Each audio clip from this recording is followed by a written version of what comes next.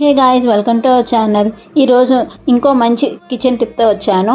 ఏంటంటే మన యూజువల్గా లైటర్స్ ఎక్కడ పడితే అక్కడ పెట్టేసి వెతుక్కుంటూ ఉంటాం కదా వంట చేసేటప్పుడు. సో ఆ ప్రాబ్లం లేకుండా ఉండడానికి మీ ఇంట్లో యూజ్ చేసిన వాటర్ బాటిల్స్ క్యాప్స్ కానీ లేదా డ్రింక్ బాటిల్ క్యాప్స్ కానీ ఉంటే అవి ఇలాగా మన లైటర్ సైజ్ బట్టి మీరు ఆ సైజులో కట్ చేసుకోండి. ఇలా హోల్స్ పెట్టుకున్నాక దానికి మీరు డబల్ సైడ్ టేప్ అయినా కానీ ఇలాగా బెలూన్ డెకరేషన్కి ఇలాగా గ్లూ టాట్స్ ఉంటాయి, అవైనా పెట్టుకోవచ్చు, మీ ఇష్టం.